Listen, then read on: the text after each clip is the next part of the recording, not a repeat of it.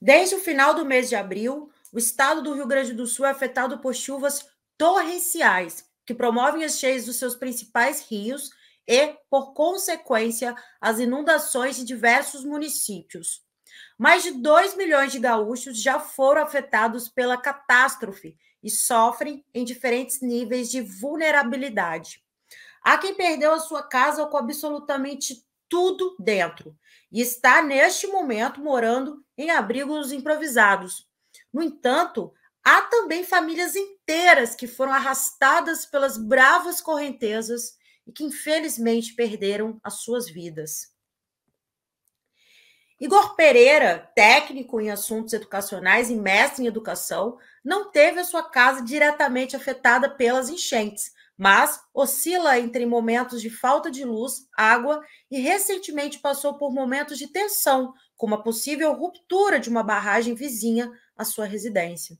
Recebemos um comunicado do Departamento de Água de Porto Alegre, do DEMAI, de que houve um extravasamento de uma barragem, que é a barragem Lomba do Sabão, e essa barragem ela iria impactar, né, esse extravasamento iria inundar, né, moradias do entorno da Lomba do Sabão. Isso causou um grande susto para nós, né, porque não foi definido no comunicado qual era o entorno. Nós moramos perto aqui, né, da Lomba do Sabão, da barragem da Lomba do Sabão, que pega inclusive regiões importantes como pega a Ipiranga, que é hoje a única, a Ipiranga, a Bento, né? A Bento que liga na Ipiranga, são as duas, o trajeto que está ligando Porto Alegre, o único trajeto que está ligando Porto Alegre ao resto dos municípios. Assim, porque todos os outros estão alagados. Então, o único lugar que não está alagado ainda é a Bento, que liga a RS 40 e por aí vai, né, as outras rotas que fazem ligação com outros municípios e outros estados. Então, por exemplo, dependendo do tamanho do extravasamento, vai chegar na Ipiranga, vai chegar na Bento, né? E aí? A cidade vai ficar totalmente alagada, enfim, não. Aí depois houve um comunicado de que sim, que não era tão grande assim, que não há risco de rompimento, né? Porque se romper o dique também da barragem, aí vai ser uma tragédia sem precedentes, né? Mas o comunicado é de que não há a possibilidade desse rompimento. Então, assim, é isso. Quer dizer, a gente está sempre vivendo um dia de cada vez aqui. São dias muito cansativos, né? E a gente nunca sabe o que pode acontecer exatamente. No entanto, ao contrário de Igor, outros milhares de gaúchos tiveram que sair de suas casas inundadas pelas cheias e agora estão provisoriamente em abrigos. A ativista Vívia Aires atua neste momento como voluntária no coletivo Preta Velha, local que fica na periferia de Porto Alegre e foi destacado como ponto de centralização das doações que chegam de várias regiões. Ela cita como grandes entraves neste momento as estradas que ainda estão bloqueadas devido aos estragos e a capacidade de ajuda no dia a dia.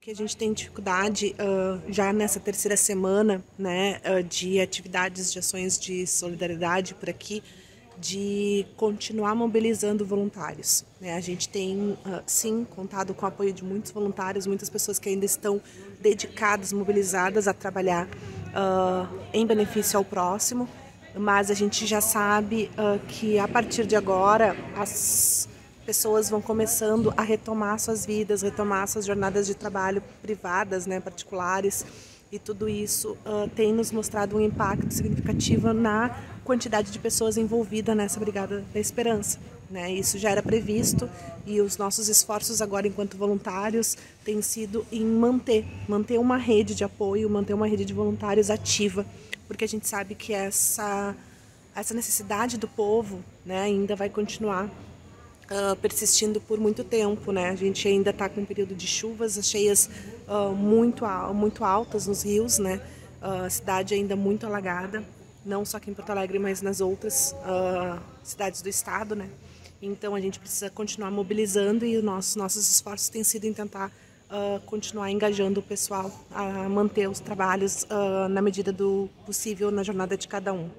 Vivian ainda diz que o aporte do Estado é fundamental neste momento para garantir o atendimento a itens para necessidades básicas. O depoimento de Vivian ilustra o sofrimento do povo gaúcho neste momento, mas como evitar uma próxima catástrofe ambiental? A cientista Márcia Barbosa, professora da Universidade Federal do Rio Grande do Sul, membro da Academia Brasileira e Mundial de Ciências, concedeu uma entrevista à TV 247 e citou a importância de um plano coordenado que antecipe graves acontecimentos. O que nós, esse grupo de cientistas está propondo? Nós precisamos construir 2 tipos de serviços no Estado. Um serviço de alerta e um serviço de resiliência, ou resistência, para quem não gosta da palavra resiliência. O de alerta seria, nós temos que construir um grid que faça o monitoramento, o acompanhamento de risco e o lançamento dos alertas no Rio Grande do Sul. Já existe um serviço nacional, mas que olha poucos municípios e olha com um grid muito, assim, uma distância muito grande e temporalmente muito longo. Então, a gente precisa ter uma coisa, aonde vai ter o problema, vamos colocar uma coisa fininha e vamos ter o alerta. Aí o alerta tem que disparar alguma coisa, porque atualmente o CEMADEM, que é o serviço que faz alerta, ele alerta para quem? E aí o que a gente faz? Aí fica essa coisa perdida. Então, nós temos que construir camadas, assim, o município vai ser alerta, o que vai fazer, o que as pessoas vão fazer. A gente tem que construir essa estrutura lá prontinha, seja para chuva, seja para vento, seja para seca. Temos que construir essa estrutura, ela não existe. Incrível, né? Mas ela não existe. Um segundo tipo de serviço que a gente precisa construir é, de alguma forma, automatizar toda essa infraestrutura de água, esgoto e bomba para alertar para a gente. Já existe tecnologia para isso. Um dos meus alunos trabalha numa empresa que produz isso, que é para dizer numa máquina, atenção, já está na hora de trocar as peças.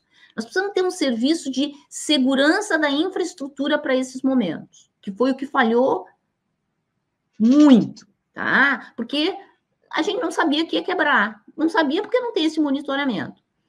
E o terceiro serviço, a gente tem que ter formação na gestão, tá? E as universidades podem formar a Defesa Civil, o Corpo de Bombeiros, os próprios gestores, para eles entenderem o serviço, o problema, níveis de gravidade do problema. Isso aí é para o alerta, tá? Mas tem um segundo tipo de serviço que é igualmente importante. É a gente olhar agora para o nosso estado e pensar assim, como é que eu me preparo para todas as emergências climáticas que vão aparecer? E aí, de novo, eu preciso de diferentes serviços. Eu preciso, nas escolas, nas regiões onde vão acontecer cheias, preparar as crianças.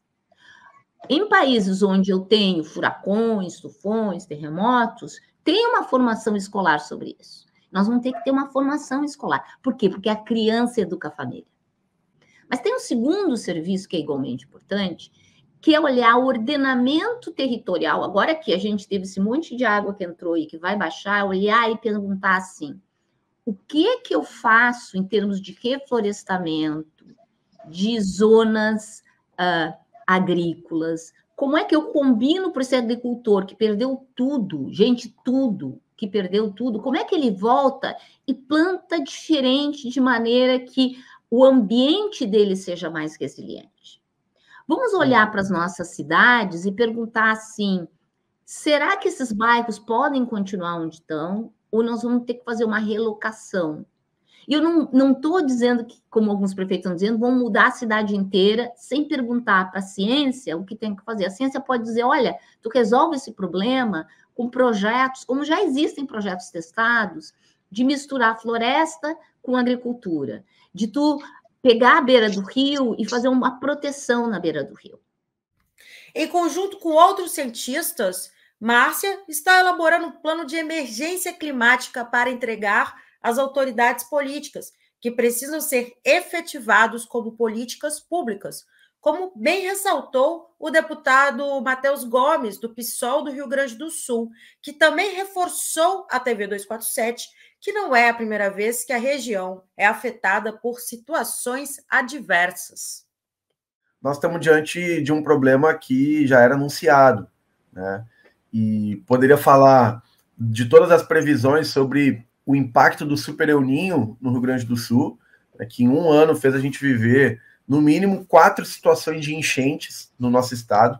Em 2023, 40% de todos os decretos de emergência ou calamidade oriundos de chuvas no Brasil foram no estado do Rio Grande do Sul, mas, na verdade, essa situação já começa bem antes, porque tem um padrão, uma mudança no padrão das chuvas no nosso estado, que já faz quase uma década que está sendo percebida, né? Tem vários cientistas que já estão trabalhando com essa hipótese de que ali a partir de 2015, 2016, nós temos uma mudança real no padrão de chuvas. Aqui na região metropolitana foram várias enchentes nesse período, e no mínimo desde 2009, que os painéis do IPCC, né, que é o fórum da ONU que reúne o consenso científico em torno da emergência climática no mundo inteiro, apontam que a região em que o Rio Grande do Sul se localiza vai ser extremamente afetada por eventos climáticos extremos. A gente fica entre a Amazônia e a Antártida. Nós estamos exatamente no meio de dois elementos centrais da engrenagem do clima global. E os cientistas já estão dizendo há muito tempo que o nosso estado ele vai viver cada vez mais períodos de precipitações intensas, altamente concentradas, e também, por outro lado, ter regiões com cada vez mais estiagens e secas. E é exatamente o que está acontecendo no Rio Grande do Sul no último período. Então eu estou falando aí de alertas de mais de 15 anos já, né? Fora toda a discussão sobre mudança climática que já vem de muito tempo, mas no mínimo 15 anos que os cientistas no mundo inteiro alertam para essas transformações aqui no estado do Rio Grande do Sul. Na esfera nacional, algumas alterações a longo prazo já estão sendo articuladas. A ministra do Meio Ambiente, Marina Silva, pensa um novo órgão federal como operador do futuro plano de prevenção de desastres que está sendo elaborado pelo governo. Marina ressaltou que trata-se de um desafio complexo, porque não há muitas experiências internacionais do gênero. A ministra indicou ainda que o plano poderá ser denominado como Marco Legal ou Estatuto da Emergência Climática no Brasil. Com ele, será possível decretar, por exemplo, emergência permanente em pelo menos 1.942 municípios suscetíveis a eventos ambientais extremos.